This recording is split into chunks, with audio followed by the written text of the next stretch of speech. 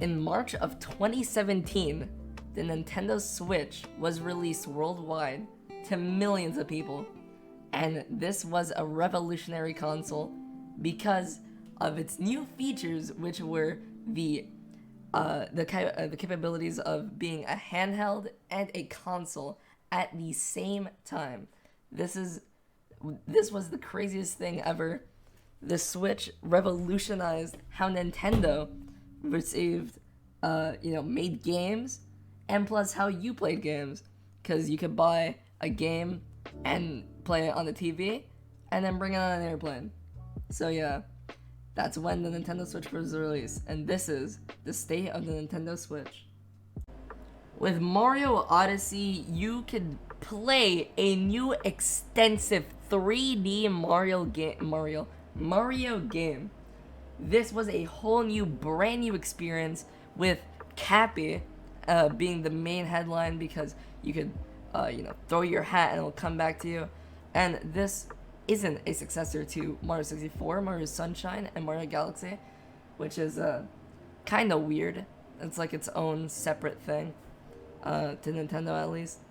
By the way, I'm not completely sure about that, but this game is a whole new 3D Mario experience, which is crazy because most of these games, or I'm not sure if most of them, but these games were probably built with the intention of being on the Wii U, which is because like Zelda wasn't actually going to be a Switch game. It was actually going to be a Wii U game. That's why it actually released on the Wii U as well. But the Switch is the optimal way to play it. I mean, like, come on, guys. Like, if you really buy a Wii U for the new Zelda game, what are you doing? Just buy the Switch.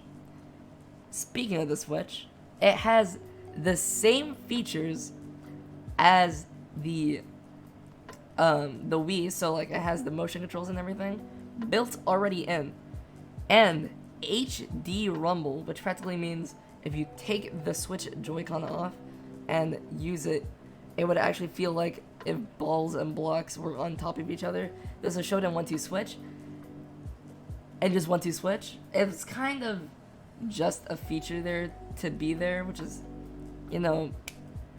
kind of disappointing. But yeah, so as you see, you could see that if you're playing with both of your hands, you could see how you would use Cappy in Mario, just to show that it does have motion controls without even the sensor, without anything. But this was the primal way to actually play your like new games and Nintendo games, and with the many more extensive games too. As those games kept gamers, on the Switch with massive third-party support, there also came the best, or debatably the best games to come out for the Switch: Super Smash Bros. Ultimate. This was the latest, greatest, and most extensive Smash Brothers to ever come out, with every character as being their main headline, plus new characters such as Joker from Persona and Min Min and ARMS, which came out in the actual second pack. There's 2 packs. Banjo and Kazooie are also in the first pack, which is crazy because it's just really, it's an assortment of crossovers, which is always fun to see. But this game released on December of 2019, not 1918, and people were happy. And yeah, it still is keeping people happy to this day. And it is crazy that it's kept people happy, and there's still consistent updates to this game, with the latest character to come out being Steve from Minecraft. Yes, you heard it here first. But that came out a couple months ago. Or not a couple months ago, maybe like 1 to 2 months ago, but it still came out quite a bit of a while. Yeah, it's like quite a bit of a while. But either way. And this is the craziest game ever. I mean, every character from every Smash Bros. Game, all in one, plus more. Like, what more could you ask for?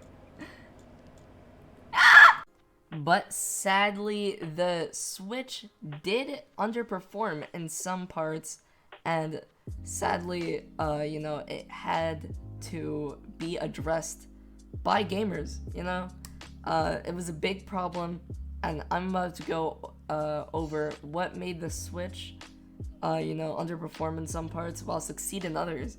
Because the Switch isn't a bad console, it is released with some, deal breaker issues, and also use stuff that Nintendo put in intentionally that gamers just didn't like. So yeah. Alright guys, so let's see the faults of the Nintendo Switch. The biggest, most common one is Joy-Con drift. I mean, like, look at this. There's like hundreds of cases of Joy-Con drift, and I mean, to be fair, these all do work. Like, these fixes, it fixed my Joy-Con drift. But there should have never been a solution, because the problem should have never been there if Nintendo wasn't so lazy with making their consoles. Which kind of sucks, because, they have such a great console, but, like, practically you only have to use it in, docked when you have Joy-Con drift. And sometimes you can't even use the controllers because, sometimes the Joy-Cons all you have and you don't want to waste money on a Pro Controller or new Joy-Cons, which are $70. But, yeah, that's as much as a new PS5 game. So, yeah, I'm not sure if this should have been added or not, but just Nintendo needs to be more polished when they make, their console controllers.